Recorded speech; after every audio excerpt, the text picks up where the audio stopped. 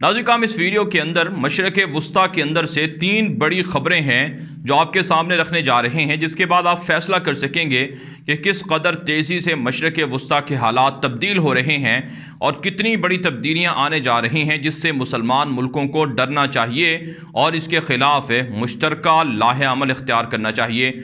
नाज़रीन काम आप जानते हैं यमन की जंग शुरू है और इस यमन की जंग से जो पिछले 6 सालों से हालात ख़राब हुए हैं वो आप भी अच्छी तरह से जानते हैं। पिछले 6 सालों के अंदर यमन की जंग की वजह से तकरीबन 15 लाख लोग हिजरत पर मजबूर हुए हैं और 2 लाख से ज़ायद लोग मारे गए हैं या ज़ख्मी हुए हैं।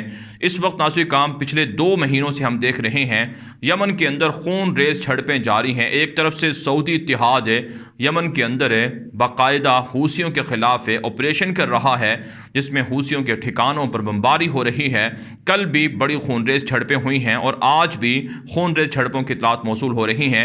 यमन के इलाके सना के अंदर, तईस के अंदर और इसी तरह से मारब के अंदर खूनरेज़ झड़पें जारी हैं, जिसमें पिछले 15 दिनों के दौरान हूसियों के लगभग 400 जंगजू मारे गए हैं। और सऊदी इत्तिहाद का दावा है कि हूसियों के ख़िलाफ़ कार्रवाई के अंदर ना सिर्फ हूसियों के बैलिस्टिक मिसाइलों को तबाह किया गया है, असलहे के डिपोज़ को तबाह किया गया है, वहीं हूसियों के ड्रोन तैयारे जो वहाँ पर छुपा कर रखे हुए हैं उनको भी तबाह किया गया है।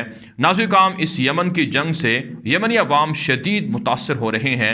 तईस और मारब के इलाके के अंदर पिछले 15 से 20 दिनों के दौरान लगभग 2 लाख ख़ानदान हिजरत पर मजबूर हुए हैं। और नाज़रीन काम हूसियों की जानिब से यमन के अंदर कहा जाता है कि जबरी तौर पर बच्चों को, ख़वातीन को अपने मलेशियाओं के अंदर, अपनी जंगजू तंजीमों के अंदर भर्ती किया जा रहा है।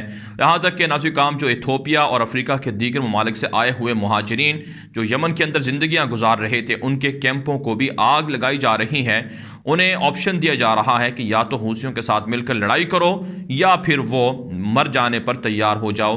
तो ये मज़ालिम यमन के अंदर जारी हैं और सऊदी इत्तिहाद की बमबारी से हूसियों का ये दावा है कि निहत्ते शहरियों को भी नुकसान हो रहा है। जबकि नाज़रीन काम आप ये बात अच्छी तरह से जानते हैं, यमन से हूसी भी रोज़ाना की बुनियाद पर सऊदी अरब पर मिसाइल हमले, ड्रोन तैयारों के ज़रिए से हमले कर रहे हैं। गुज़श्ता दिनों सऊदी अरब की आरामको जो ऑयल कंपनी है उस पर हमला हुआ, जिसमें अरबों रियाल का नुकसान हुआ। और इसी तरह से खमीस मशीद और इसी तरह से शाह खालिद फौजी एयरबेस पर हमले हुए। रियाज के अंदर, जद्दा के अंदर, ताइफ के अंदर, अबहा के अंदर और जाजान के अंदर ये मुख्तलिफ जगहों पर ये मुसलसल हमले हूसी कर रहे हैं। अब नाज़रीन काम सवाल यहाँ पर यह है कि यमन की जंग ख़त्म क्यों नहीं हो रही और सऊदी अरब ये जंग जीत क्यों नहीं रहा। नाज़रीन काम इसके पीछे बहुत सी वजूहात हैं। एक वजह जो सबसे मेन रीज़न है इस जंग को जारी रखने की, वो सऊदी अरब को किसी न किसी मुल्क के साथ मशगूल रखना है ताकि सऊदी अरब तरक्की ना कर सके और सऊदी अरब की जो तरक्की है या जो पैसा है वो ज़ाया हो जाए। नाज़रीन काम आप जानते हैं सऊदी अरब की आरामको पेट्रोल कंपनी दुनिया भर के अंदर सबसे ज़्यादा ऑयल फ़रोख्त करती है, पेट्रोल फ़रोख्त करती है। उसको 45% प्रॉफिट के अंदर लॉस हुआ है। इसका मतलब है कि सऊदी अरब की इकॉनमी ख़राब हो रही है। और इसी तरह से पिछले 6 सालों के अंदर सऊदी अरब की इकॉनमी को इस जंग की वजह से बहुत ज़्यादा नुकसान हुआ है, जिसके बाद सऊदी अरब के अंदर टैक्सेस का निज़ाम लाया गया। लोग महंगाई का शिकार हो रहे हैं, लोगों की आमदनी कम हो रही है। ये सारी वजूहात हैं जो इसकी मेन रीज़न है कि जंग जारी रहे ताकि सऊदी अरब कमज़ोर हो सके। और सऊदी अरब के लोगों को भी जानबूझकर इस जंग के अंदर मुलव्वस किया गया ताकि सऊदी अरब को ब्लैकमेल करके असलहा फ़रोख्त किया जा सके। असल वजह यह है जो ये जंग अभी तक ख़त्म नहीं हो रही है। फिर नाज़रीन काम इस जंग की बहुत सी दीगर वजूहात भी हैं, जिनमें ईरान चाहता है कि हूसियों के ज़रिए से मक्का मुकरमा, मदीना मुनव्वरा की तवल्लियत हासिल करे। इसके लिए भी कहा जाता है कि हूसियों को पुष्पनाही हासिल है ईरान की, लेकिन जो डायलॉग है, जो मुज़ाकरात हैं, वो कई बार हुए हैं और कई बार टूटे हैं। जिसका मतलब ये है कि यमन के अंदर मामलात को अमरीका, यूरोप, नेटो और इसी तरह से अक़वाम मुत्तहिदा सलामती कौंसिल हल ही नहीं करना चाहते। लिहाजा सऊदी अरब को अपनी पॉलिसियाँ बदलना होंगी। सऊदी अरब को ज़रूर इक़दामी वार करना होगा, दिफाई वार करना होगा, लेकिन बहरहाल नाज़रीन काम यमन के अंदर लाखों यमनियों की ज़िंदगियों को ख़तरे में नहीं डालना चाहिए। और इसके लिए दुनिया के ममालिक को, इस्लामी ममालिक को मुश्तरका तौर पर इत्तिहाद का मुज़ाहरा करना होगा ताकि यमन के मुसलमानों को इस जुल्म से निजात मिल सके। नाज़रीन काम इसके अलावा एक और जो बड़ी खबर जिससे मशरक़ वस्ता के अंदर तब्दीलियों का इम्कान ज़ाहिर हो रहा है, وہ یہ ہے کل باقاعدہ ایک خبر سامنے آئی ہے، خفیہ رپورٹ لیک ہوئی ہے جس میں ایران کا ایک بڑا خفیہ منصوبہ پکڑا گیا ہے، اور اس منصوبے کے اندر یہ رپورٹس موصول ہو رہی ہیں کہ ایران کے جو سپاہ پاسداران انقلاب کے جنگجو ہیں، آپ جانتے ہیں ایران کے اندر سپاہ پاسداران انقلاب ایک مسلح فوج ہے جو حکومتی فوج سے ہٹ کر جو سپریم لیڈر علی خامنائی ہیں ان کو جواب دہ ہے۔ کہا جاتا ہے ایران کے اندر تمام تر جو ذمہ داریاں ہیں دفاع کی یا معاشی طور پر خزانوں کی دیکھ بھال کی، وہ اسی مسلح فوج کے پاس ہے، سپاہ پاسداران کے پاس۔ ان کی جانب سے ایک پلان تھا کہ واشنگٹن کے قریب امریکہ کا فوجی اڈہ ہے، اس پر حملہ کیا جائے اور امریکہ کے ٹاپ کے جو جنرلز ہیں ان کو اغوا کر لیا جائے۔ امریکہ کی جانب سے یہ منصوبہ پکڑ لیا گیا اور ایران کو وارننگ دی گئی ہے کہ اگر ایران نے ایسی کوئی غلطی کی، ہمارے خلاف حملہ کیا، تو بھاری قیمت ایران کو چکانا پڑے گی۔ ناظرین کرام، اس کے بعد امریکہ نے B-52 طیار بمبار جو طیارے ہیں وہ بھی ایران کی سرحدوں کے قریب پہنچا دیے ہیں، اور امریکہ کا بحری بیڑا پہلے ہی سے موجود ہے، اور امریکہ کی بحریہ بھی عمان، خلیج عمان کے اندر اور بحر عرب کے اندر جنگی مشقیں کر رہی ہے دنیا کے 6-7 ملکوں کے ساتھ مل کر، جس سے واضح ہوتا ہے کہ ایران اور امریکہ کے درمیان کشیدگی بڑھ رہی ہے۔ لیکن بہت سے دنیا کے بڑے بڑے ماہرین اس بات کو تسلیم کرتے ہیں کہ یہ محض ٹوپی ڈرامہ ہے، دراصل خلیجی ممالک کو ڈرانے دھمکانے کا ایک ہیلہ ہے، بہانہ ہے، تاکہ ایران اور امریکہ کی کشیدگی کے ذریعے سے خلیجی ممالک کو ڈرا دھمکا کر اسلحہ بیچنے پر انہیں آمادہ کیا جائے، خریدنے پر آمادہ کیا جائے اور ان سے اربوں ڈالر وصول کیے جائیں۔ لیکن بہرحال ناظرین کرام، اب اس پراکسی وار کو ختم ہونا چاہیے، ایران کو خلیجی ممالک کے ساتھ تعلقات بہتر کر کے، بحال کر کے پرامن طریقے سے معاملات کو آگے بڑھانا چاہیے، اور خطے سے اسرائیل کو، امریکہ کو نکالنا چاہیے۔ اس کے علاوہ ناظرین کرام، ایک اور جو بڑی خبر مشرق وسطیٰ سے موصول ہو رہی ہے وہ ہے شام کے اندر رشیا کی اور بشار الاسد کی فضائیہ کی بمباری، جس کے نتیجے میں نہتے شامی مسلمانوں کو شہید کر دیا گیا ہے۔ ناظرین کرام، ہسپتالوں پر اور شاہراہوں پر، بڑے بڑے جو پبلک مقامات ہیں وہاں پر رشیا نے بمباری کی ہے، اور بشار کی فضائیہ بھی مشترکہ طور پر رشیا کے ساتھ شریک ہوئی ہے اس بمباری کے اندر۔ ناظرین کرام، پچھلے 11 سالوں سے شام کا مسئلہ اسی طرح جاری ہے۔ جتنا قتل یا جتنا خون شام کے اندر لوگوں کا بہایا گیا ہے، شاید ہی موجودہ تاریخ کے اندر کسی اور ملک کے اندر اتنا خون بہایا گیا ہو۔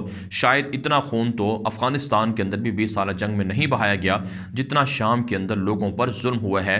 تقریباً 80 سے 90 لاکھ شامی مسلمان ہجرت کی زندگی اختیار کرنے پر مجبور ہوئے ہیں، جو 40 لاکھ کے لگ بھگ تو مہاجرین صرف ترکی کے اندر موجود ہیں۔ اس کے علاوہ جرمنی کے اندر، یونان کے اندر اور دیگر یورپی ممالک کے اندر، یہاں تک کہ اردن کے اندر، لبنان کے اندر، فلسطین کے اندر اور دیگر عراق وغیرہ کے اندر بھی موجود ہیں۔ آج بھی ناظرین کرام، شام کا مسئلہ اسی طرح سے جاری ہے۔ جس طرح سے 11 سال پہلے نہتے شامیوں پر بمباری شروع کی گئی تھی، بالکل اسی طرح سے بمباری آج بھی ہو رہی ہے، اور فاسٹ فورس کیمیائی ہتھیاروں کا استعمال رشیا کی فورسز کر رہے ہیں۔ تجرباتی طور پر خطرناک ویپنز کو تجربات کیے گئے ہیں۔ ناظرین کرام، یہ مظالم کون بند کروائے گا؟ یہ مظالم کس کی ذمہ داری ہے بند کروانے کی؟ آخر کون نہتے شامی مسلمانوں کی حمایت کرے گا؟ افسوس کا مقام یہ ہے کہ OIC جو امت مسلمہ کا نمائندہ ادارہ بننے کا دعویٰ کرتا ہے، وہ بھی شام کے مسئلے کو حل نہیں کروا سکا، اور نہ ہی عرب لیگ اس مسئلے کو حل کروا سکی ہے، اور نہ ہی بدنام زمانہ ادارہ اقوام متحدہ اور سلامتی کونسل شام کے مسئلے کو حل کروا سکے ہیں۔ اس وقت صورتحال یہ ہے کہ شام کے اندر جو امریکی فورسز ہیں ان میں اضافہ ہو چکا ہے، اور کل ایک رپورٹ میں انکشاف ہوا ہے کہ 90% جو شام کے اندر پیٹرول کے کنویں ہیں، تیل کے کنویں ہیں، وہ امریکہ کے قبضے میں ہیں، اور امریکہ وہاں سے لاکھوں بیرل یومیہ پیٹرول چوری کر کے امریکہ منتقل کر رہا ہے، پیسہ حاصل کر رہا ہے۔ اس سے واضح ہوتا ہے کہ امریکہ بدماش ہے، دہشت گرد ہے، جو ان ملکوں کے اندر بدامنی پھیلا کر وہاں کے وسائل کو لوٹ رہا ہے اور نہتے لوگوں کو شہید کر رہا ہے۔ میں یہاں پر بشار الاسد کو اور اسی طرح سے ان کے جو اتحادی ہیں رشیا اور ایران، ان کو کسی بھی طرح سے سافٹ کارنر ہم نہیں دینا چاہتے، یہ بھی درندگی میں ملوث ہیں۔ ترکی کے خلاف ناظرین کرام، کرد باغیوں کو متحرک کر کے ترک سرحدوں پر حملے کیے جا رہے ہیں، اور ترکی کی فورسز کو مسلسل کرد باغیوں کا سامنا ہے۔ ترکی کو کاؤنٹر کرنے کے لیے نت نئے جو خفیہ منصوبے ہیں وہ پلان کیے جا رہے ہیں۔ لہٰذا ناظرین کرام، ترکی، پاکستان، سعودی عرب، ملیشیا، قطر اور دیگر مسلمان ملکوں کو ایک ہونا چاہیے، اور انہیں نہتے شامی مسلمانوں کی مدد کے لیے کوئی نہ کوئی راستہ اختیار کرنا چاہیے۔